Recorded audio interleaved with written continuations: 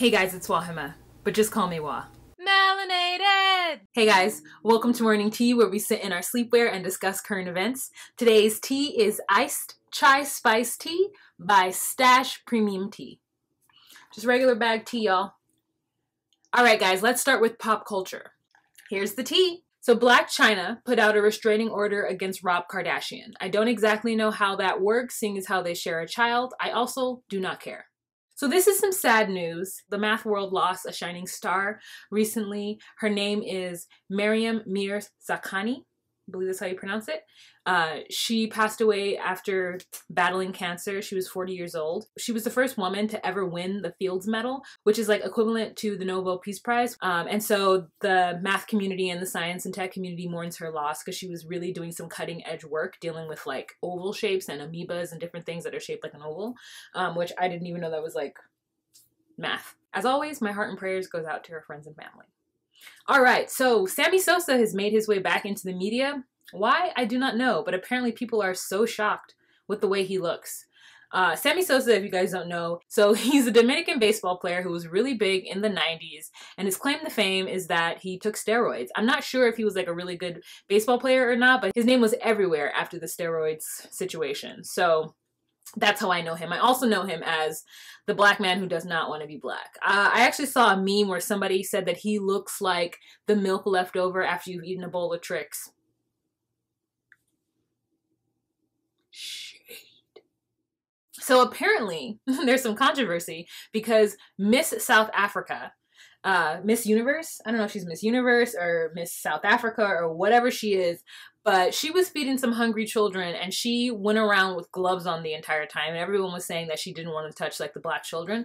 It also pisses me off to no extent that Miss South Africa is not black. And then she went on Twitter to say that she was not doing it because she didn't want to touch black children. It was because she was passing out food and she just didn't take her gloves off. What happened in South Africa, how the judge just came there and took over and then told those people that they were second-class citizens, like that scenario is like, I know the British have done it to a lot of different countries and they've all done it, but like the fact that I feel like this happened like just now, like when the British and the French and all these other colonial countries of Europe went around taking over countries, they did it in like the 1700s or the 1800s, like so far away that like it feels like such past history. But what happened in South Africa feels like it just happened in like the 60s. Like it pisses me off. I know it probably happened before that, but it pisses me off. It just like really angers me. Okay, so let's move on to some international news. Here's the tea. So the Gulf crisis is still happening. So everyone's talking about it. Saudi Arabia, Iraq, Bahrain, United Arab Emirates, like they're all giving the cold shoulder to Qatar still. And it's been a month and the people of Qatar, the Qatari people are suffering. And it's like now human rights activists are stepping in to help out with that because so everybody's like stepping in to be like, hey, you guys can't do this. Even Turkey, which I'm still mad at Turkey for their situation of their president coming here and then American people getting beat up by the Secret Service of their president. That's what makes me mad. U.S. is saying, oh, we still will have good ties with Qatar. It's just so weird and muddy because the U.S. is allies with Saudi Arabia and United Arab Emirates, and they're stoning out another country that the U.S. has an air base in or a military base at. And it's just like, what? I mean, the people of Qatar are suffering, and that's what really sucks. So I have another video where I talked about this very issue, so if you want to catch up, or you can check the link down below. I'm talking about this crisis that's happening in Qatar. Basically, they said that Qatar was harboring terrorists. Qatar told like the Saudis that they were going to do something, and then Qatar didn't hold up their end of the bargain. Now the Saudis are mad. But really, somebody else in the comment section told me that really the issue is that Qatar is close with Iran and everyone's mad that Qatar is close with Iran. So it's like a he said, she said, and like they're being petty and the people of Qatar are suffering, and so that's what sucks. So if you want to run down, please check the link down below so you can see exactly what's going on. So here's an interesting story that I think, I've never really heard anything like this before, and so I want you guys to, check it out. In 2003, this 15-year-old boy, Omar Khadr, I think that's how you say his last name, Qadir. He was taken to Afghanistan by his father. to become a member of Al-Qaeda. Like his father was a member of Al-Qaeda, so he became an apprentice in bomb making. And in 2004, there was a battle between Al-Qaeda and the U.S. troops. He was 15 years old at the time, and he may or may not have killed a soldier, a U.S. soldier, during this fight. But he was captured, right, and taken to Guantanamo Bay in Cuba and tortured and then coerced into admitting that he had killed a U.S. soldier. And then he stayed in jail for like 10 years. Then in 2015, he was let out of Guantanamo Bay and taken back to his home country of Canada and allowed to serve out the rest of his sentence there. And while there, he then met with lawyers and human rights activists, and he recanted his statement that he had killed a U.S. officer. And now they fought because they said that he wasn't given due process. And as a Canadian citizen, like, he was owed that right. And the fact that he was a child when all this happened. Like, he was 15 years old when his father took him to Afghanistan and made him start building bombs. Like, I don't understand, like, how can he be judged the same way as, like, a grown man? His father was actually killed during that fight. So now the Canadian government owes him $8.1 million. So he's like sitting pretty now. I mean, he's had like the last probably, 20 years or 15 years of his life has been terrible. And now he ends up with this money at the end of it. And people are like mixed feelings about it. But honestly, I feel like he's 15. Like, he should not have been tried the way he was tried. He shouldn't have spent all that time in Guantanamo Bay. He's the youngest prisoner in Guantanamo Bay ever. Like, talk about the system not doing its job. This case feels like gross negligence to me. Okay, Nigeria. I don't actually know. I'm just going off what the article is like stating. In 1967 in Nigeria, war broke out. And it broke out because Igbo people from Biafra wanted to secede from Nigeria. So they were like, hey, Igbo people in the north, you guys need to come home or come back to the south or come to the south and live here. And people in the south who are really from the north need to go back. So they wanted like people just to migrate across the country and move to a place where they were supposed, like, the Igbo wanted to live there. It's just like, that sounds crazy to ask people to move. That sounds crazy to me, to ask somebody to move. Like, fine, if you want to secede from a country and make this country like mostly one group of people, like, I get that. But telling people they have to get up and move their belongings and leave because you feel like they don't belong there because they're not your same tribe, that seems like a little excessive to me. So the Civil War lasted 3 years and it killed over 1 million people. Like, over 1 million people died in this 3-year-long Civil War. And all of a sudden, this is happening again. There is now a cry for the same sort of shift of people to happen again. And the secessionists want again for this part of Nigeria to become its own country. They want for Biafra to become its own country. And like, there's like a little bit of worry that civil war is going to break out again. I really hope that it doesn't. If they want to secede, I think they should just let them, because nobody wants a civil war. Unless there's a lot of minerals or something in that part of the country, then maybe there might be an issue. That's why there's civil war. But I have no idea. But like, that's crazy, guys. Okay, guys, let's move on to some domestic news. Here's the tea. This is so good. I didn't expect it to be as good as it is. I meant to talk about this a couple weeks ago, but this is something that's actually really sad, and we don't actually know any details, so I'm just going to give you guys a little snippet. I want to talk about 2 things when it comes to this. 1, I want to talk about the actual story, and 2, I want to talk about how different media outlets delivered this story. So on July 6th or 7th of this month, this woman, Isabel Martinez, stabbed and killed her entire family. She stabbed all 4 of her children. One of them is in critical condition, but she lived, and stabbed and killed her husband. She called 911 at like 5 a.m. and then just like told on herself. What?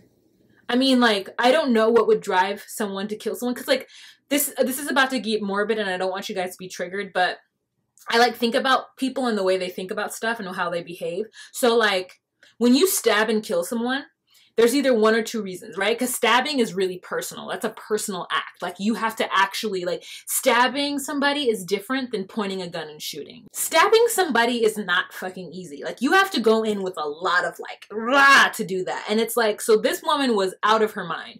And there's been a lot of comment about it because, look, if you look at the picture, she's, like, sitting there being arraigned, and she's got like a smile on her face and thumbs up.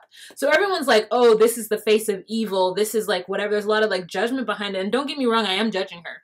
But like, I really want to know what mentally is going on with her. Like, what did she like break? Does she think her kids and her family are the enemy? Like, what is going on? So there's no update on it because it happened on the 7th and now today is the 15th and I haven't found anything new on it. But she's 33 years old. They had just moved to the neighborhood for about a month. So no one in the neighborhood really knows what's going on. And so like everyone is just so confused. What I want to talk about is how this was, the headline for this on Fox News versus the headline of this on like Fox 11 or any other news outlet that I saw. Fox News, they have the audacity to be like, immigrant kills kids and husband. Like, immigrant? Like, Fox News is, they're so racist. Like, I try so hard to like give them the benefit of the doubt. I go to Fox News to get information because I want to get the conservative POV. And for me to see that, like, it is so ridiculous that that's their headline. Now, this woman is ridiculous. I'm just saying the way that they framed her. And some of you might be like, it doesn't matter because she's a murderer. But then put that. Murderer mom. Da-da-da-da-da. But immigrant, like, it's just so triggering to so many people who are scared of immigrants. They're inciting issue. And I don't like that. So, yeah, this is a really sad story. And I just really want to know. I want there to be a follow-up article because I want to know what happened and why she did it and what was going through her mind. Because that is crazy. So speaking of another murder domestic side, we have 4 men from Pennsylvania who were gone missing and ended up being found in this one area. So these 2 cousins, show them right here, they got together and they decided they were going to trick people and kill them. So what they were doing is saying they had drugs to sell, so they would take these people out to a remote area and was like, oh, we keep the drugs over here. And they went to, when the guys turned their backs, they shot them and they killed 4 people. And how they got caught is that one of them actually got caught for robbery and then he confessed to doing the killings and said that his cousin was the one who did it. And she did it for like, with a plea deal, obviously. He confessed to it. He volunteered the information so that he wouldn't get the death penalty. And it's just kind of like, but you participated in this shenanery, like this egregious act. People are so ridiculous. People are so crazy. Okay, so Delta Airlines is back in the news, but not for what you think, not for treating somebody poorly. I mean, flight attendants did beat up a guy, but he totally deserved it. So this flight from Seattle to Beijing had this Looney Tune on it, and he decided that about an hour into the flight, he was going to get up and try to jump out of the emergency exit or open the door for the emergency exit. Like, I could only think that he was definitely just trying to kill everyone. He was sitting in first class, he got up, he went to the bathroom, then he came back and he sat down, and then he just like lunged at the door, and the flight attendant like tried to get him, wrestles him down, and then he popped up, he like hit her in the face or hit him in the face. I don't know if the flight attendant was a male or female. Hit them in the face, then tried to go back for the door again. Then finally passengers are like, no, like, get this guy. So they get him, they like wrestle him to the ground, he's like fighting, and finally somebody had to break a bottle over his stupid ass because he was about to kill everybody in that plane. And they said that the only reason why that the door didn't open is because they were at a high enough altitude where the pressure from the air kept the door closed. But if they had been in a lower altitude, which they had been 30 minutes prior, he would have killed everyone on flight. Like, I don't, like...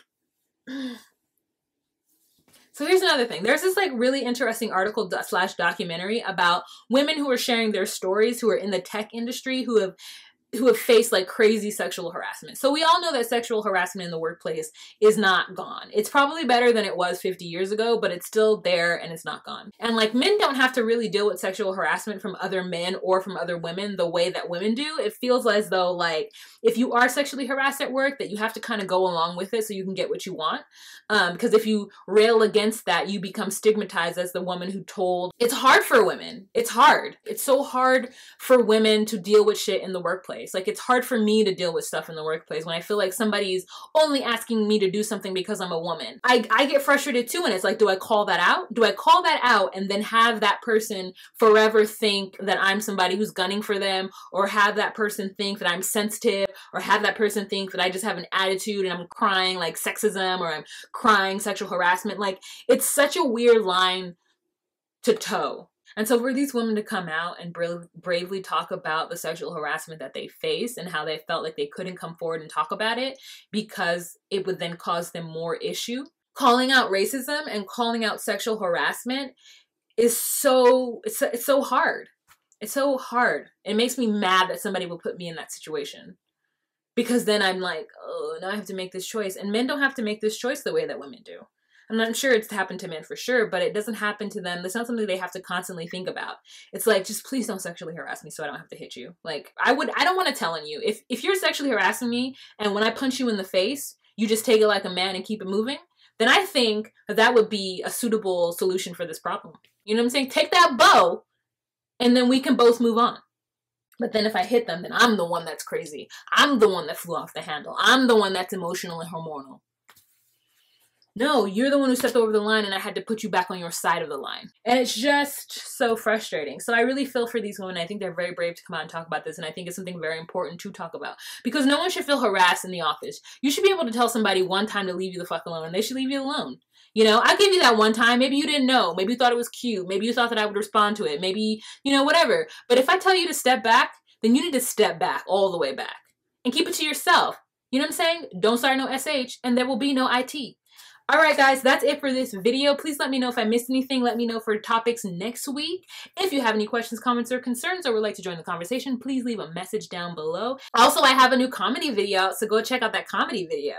I think it's funny. Tell me if you think it's funny. Thumbs up this video if you like my background. Information for the pillows will be down below. And that is it. Remember to always be you, be true, and find your place. Bye.